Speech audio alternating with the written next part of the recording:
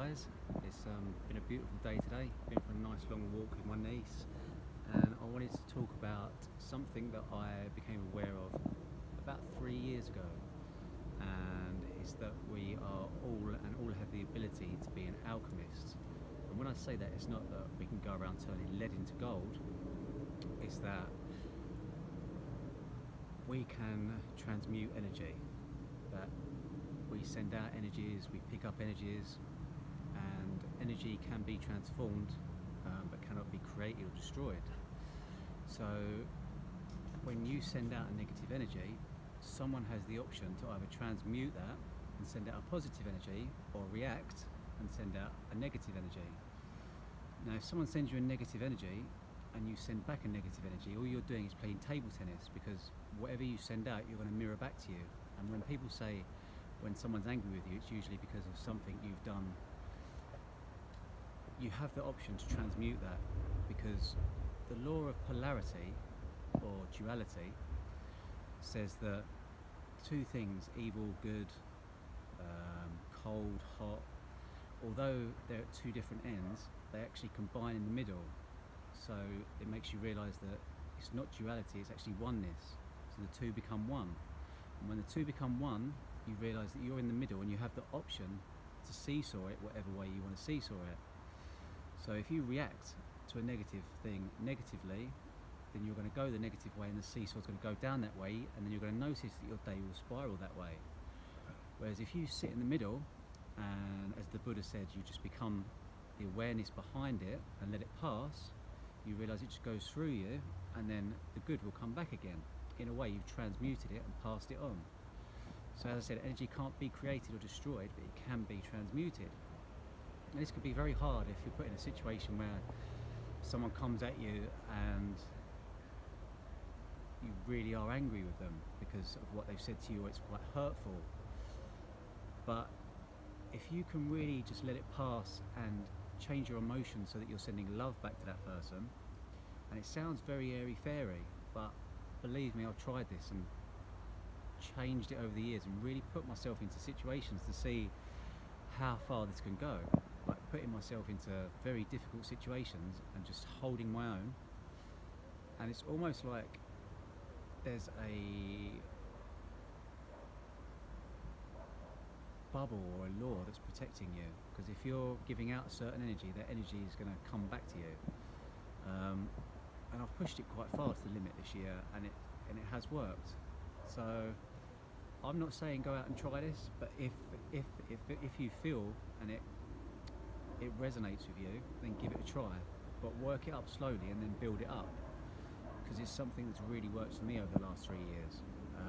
And I'm speaking to more and more people, and if you look into, I've said before, I'm not a religious person, but I like to find patterns in things. I've always been very good at seeing patterns, whether it's in numbers or in people, or similarities in people, certain energies that are in certain types of people, archetypes, patterns in everything. And one pattern I noticed, whether you go back right to the Kish tablet and the Enuma Elish, the 7 Hermetic principles, the Bible, the Judeo-Christian Bible, every single religious teaching there is, they all have a guideline of certain spiritual laws, which if you stick to, it teaches you how to alchemize energy. It teaches you how not to send out the wrong types of energy. I probably will go through these at a later date, but at the beginning I think it's good for everybody to Google it and do their own research, because whatever you're ready to see, that is what you will find. And if I'm to throw 20 things at you all at once, it gets a little bit overwhelming. So what I'd say is, anything that I've said that resonates with you, that's what you're ready to hear. So look it up, Google it, go to the library. This is what I did. When I got the gut feeling and my intuition kicked in, because intuition's something that, as a race, I feel like I was programmed out of it at one point. Like, instead of someone saying to me, at one point I had about 7 watches. I had every Rolex Submariner. I wanted as many things as I could. and the things that I owned started to own me, because without these things I felt like I was worthless. When in reality it's completely the opposite, because when you're born, your outside world creates you. It's almost like your surroundings create you, because you're not born with all this knowledge, but then when you realise what you believe in yourself you create, that's when you take your power back. So instead of your surroundings creating you, or becoming a product of your environment, should I say, that sounds better. So I feel like when we grow up we become a product of our environment, but then you have the choice when you are old enough to make a decision to recreate yourself inside, and then you create your environment. Yeah, that's a much better way of putting it. So I'd say if you feel like you're a product of your environment, step out of your environment, because energies in your environment have an effect on you. So I certain times a year I will go off travelling by myself. I'll go away for two weeks and nobody will know me. So when nobody knows you, you have the choice to recreate yourself. You can become whoever you want because nobody knows who you are. So step out of your environment and recreate yourself, and then build on that energy, and then when you come back, the energies around you can't affect you as much, and it's almost like those energies will see a different person. So sometimes it's good to step out of your environment and recreate yourself, and then come back to the environment, and the environment will change because you create your own environment, as within so without. So this is where I saw so many different little codes in various teachings.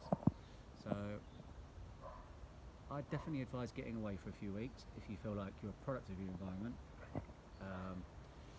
and I definitely advise at the end of this, anything that's resonated with you, just do a little bit of study on it. Once you've done a little bit of study on it, if there's anything you feel like you want to change, I'd say the last 20 minutes before you go to bed, write a list of all the things in yourself that you'd like to embody. So I'll give an example of some of the things I picked over the last few years. Integrity, joyfulness, health, prosperity, and I wrote a list about 3 or 4 pages long.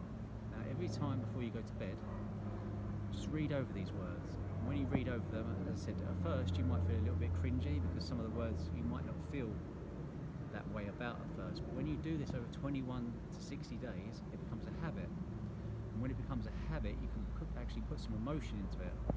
And once you put the emotion into it, it gets into your subconscious, and then when it's in your subconscious, you embody it, and it becomes like a program that your body will run permanently, and then you'll start to draw that energy towards you.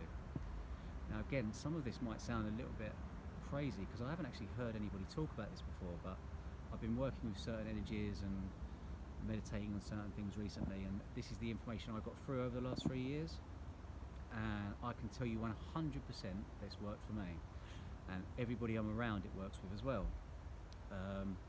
So feel free to try it, and if you'd like to come along to a talk or come along to some of the teachings that I do, then get in contact in the tab below, or send me an email or a message. The information's on my YouTube, Facebook or Instagram.